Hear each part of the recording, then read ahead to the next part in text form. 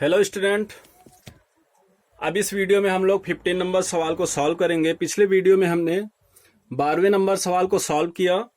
आपका 12वां और 15वां नंबर दोनों एक ही टाइप के क्वेश्चन हैं, ठीक है। उस पे आपको देखने को मिला था कि फर्म को ऋण दिया गया था, ठीक। तो ऋण पर ब्याज कितने प्रतिशत दिया गया था? 6%। अगर साझेदारी संलेख का अभाव रहता है तो जो भी साझेदार फर्म को ऋण प्रदान करेगा उसको हमेशा 6% की दर से उसके दिए गए ऋण पर ब्याज प्राप्त होता है, ठीक। तो उसी बेस पे देखिए 15 नंबर सवाल को सॉल्व करेंगे। सभी बच्चे ध्यान से सवाल को पहले रीड करेंगे, उसके बाद प्रोफार्मा तैयार करेंगे और फिर सवाल को सॉल्व करना स्टार्ट करेंगे। देखिए 15 नंबर में थोड़ा कैलकुलेशंस कुछ विशेष है, उसमें आप ध्यान से जो भी कैलकुलेशन है उनको करिएगा। तो सबसे पहले देखिए फर्म में दो साझेदार हैं, सीता और गीता। इन्होंने अपने व्यवसाय को कब से आरंभ किया? 1 जनवरी 2017 को। और ये पूंजी क्रमशः सीता 60,000 और गीता 50,000 लगा रही है। उन्हें 7.5% की दर से प्रतिवर्ष क्या दिया जाता है? ब्याज दिया जाता है। उसके बाद देखिए सीता ने क्या किया है, 1 जुलाई को 16,000 रुपए फर्म को ऋण दिया। तो देखिए आपका व्यापार कब से प्रारंभ हुआ? व्यापार प्रारंभ हुआ 1 जनवरी से, लेकिन इन्होंने ऋण कब दिया? 1 जुलाई को दिया, ठीक है। इसका मतलब क्या हुआ कि इन्होंने ऋण फर्म को केवल 6 महीने के लिए दिया है। तो इनको ऋण पर ब्याज मिलेगा, लेकिन कितने महीने के लिए? केवल 6 महीने का मिलेगा। फिर उसके बाद देखिए गीता को 8,000 रुपए सालाना वेतन मिलेगी और वेतन मिलने के बाद समायोजन है, यानी कि आपका जो लाभ है, प्रॉफिट है, वो फर्म का लाभ 18,000 रुपए है। अब देखिए सवाल को हम शुरू करते हैं। तो सबसे पहले तो हम इनको पता लगाएंगे इंटरेस्ट ऑन कैपिटल, ठीक है, कि इनको पूंजी पर कितने रुपए ब्याज प्राप्त हो रहे हैं। तो देखिए सबसे पहले तो हम इनका प्रॉफिट लिख देते हैं।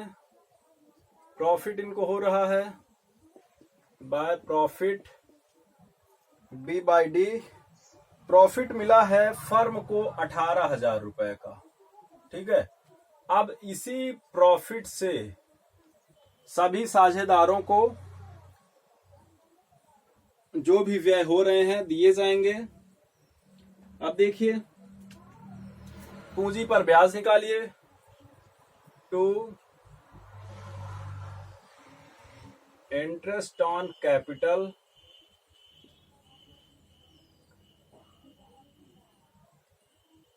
साझेदार कौन कौन से? सीता, गीता। तो सबसे पहले तो देखिए हम निकालते हैं सीता का। सीता ने कितने रुपए लगाए, यानी कैपिटल इसकी कितनी थी? 60,000 रुपए। ध्यान दीजिएगा 60,000 रुपए। दर क्या है?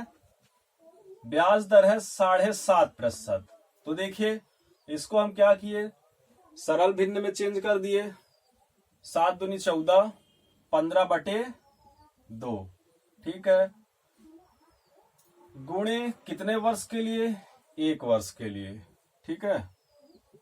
अब देखिए इसको सॉल्व कर लीजिए। अब बिल्कुल आसान सा बन गया है। 60,000 का आपको 7.5% पूंजी पर ब्याज प्राप्त करना है। तो देखिए 300 और इसको हमने सॉल्व किया तो हमारा आया 4500, 1500 और ये 45, ठीक है। तो यानी सीता को उसकी पूंजी पर ब्याज कितने प्राप्त हो रहे हैं? 4500 रुपए। तो वहां पे लिखिए सीता के सामने 4500 रुपए, ठीक। अब देखिए गीता की पूंजी है 50,000 रुपए। इसका भी उसी तरह आप निकाल लीजिए ब्याज। देखिए इसको सॉल्व करते हैं। 250 गुणे 15 आपको कर देना है। तो देखिए 15 पना 75 और 15 दूनी 30, 7 37, यानी गीता को मिल रहे हैं 3750 रुपए पूंजी पर ब्याज। टोटल प्लस करके अमाउंट में लिख दीजिए। टोटल इनको दोनों साझेदारों को पूंजी पर ब्याज कितना मिला है? 8250। इसके बाद देखिए बोला गया है कि सीता ने 16,000 रुपए 1 जुलाई को फर्म को ऋण दिया। अब देखिए ऋण अगर दिया है तो उसको ऋण पर ब्याज मिलेगा, लेकिन दिया कब? 1 जुलाई को। 1 जुलाई का मतलब 6 महीने के लिए केवल दिया, क्योंकि व्यापार 31 दिसंबर 2017 तक ही हो रहा है। ठीक है, तो हम निकालेंगे इसका 16,000 का 6 महीने का 6% की दर से। ठीक है, ये कैसे हमने इक्वेशन बनाई? देखिए 16,000 का 6%। ठीक, कितने महीने के लिए? 12 महीने में से 6 महीने के लिए। अब देखिए इसको सॉल्व कर दीजिए।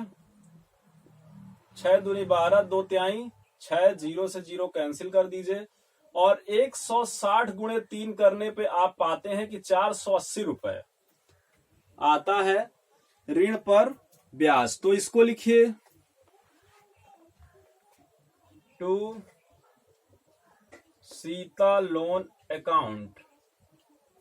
ठीक, चाहे तो इसको आप ब्रैकेट में लिख सकते हैं।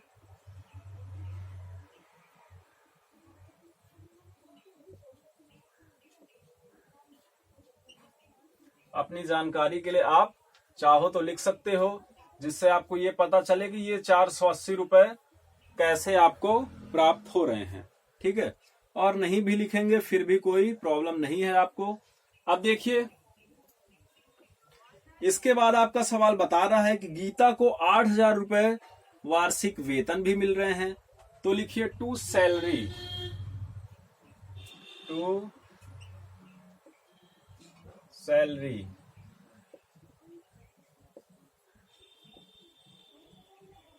ठीक, 8,000 रुपए। उसके बाद देखिए आपके सवाल में अलग से कोई भी चीज नहीं बोली गई है। अब आप क्या करेंगे?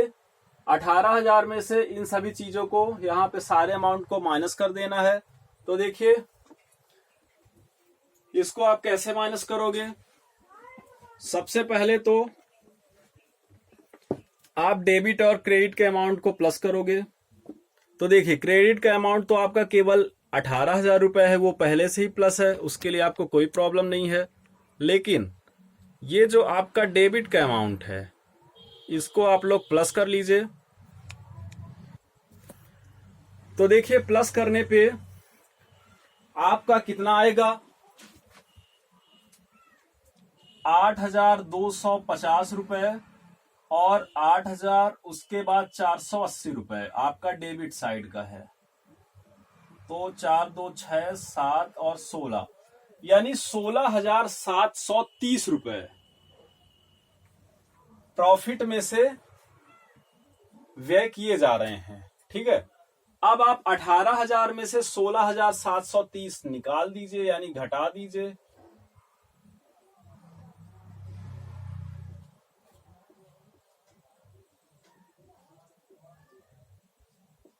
तो आपको प्राप्त हो रहे हैं कितने? 1,270 रुपए। अब देखिए आपके सवाल में यह नहीं बताया गया है कि साझेदार अगर लाभ हानि को बांटेंगे तो किस रेशियो में बांटेंगे। तो अगर ऐसी कंडीशन होती है या कि साझेदारी संलेख का अभाव होता है तो हम हमेशा उसको क्या करते हैं? बराबर बराबर बांट देते हैं। तो देखिए 1,270 रुपए का आधा कर दीजिए, तो 600 और ये 70 का आधा 35, यानी 635 रुपए दोनों साझेदारों को प्रॉफिट मिल जाएगा। तो लिखिए to profit transferred on partners capital account, Sita Gita, ठीक है।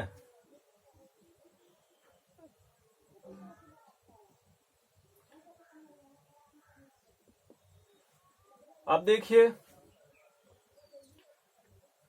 कितना मिल रहा है, 635 रुपए सीता को और 635 रुपए गीता को, यानी सीता और गीता को बराबर बराबर रुपए मिलेंगे। और अब आपका अमाउंट दोनों साइड का 18,000 रुपए आ जाएगा, ठीक है।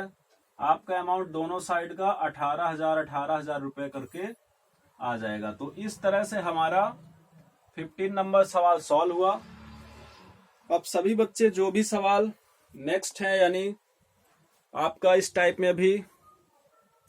में लगभग कंप्लीट हो चुका है, लेकिन जैसे 12 के बाद आपका 15वां नंबर सवाल था, तो इसके बीच के सवाल आप सॉल्व करने का प्रयास करें, और जहां पे आपको कठिनाइयां हो रही हो तो उन कठिनाइयों को हमें बताएं, जिससे हम आपकी कठिनाइयों को दूर कर सकें। Thank you.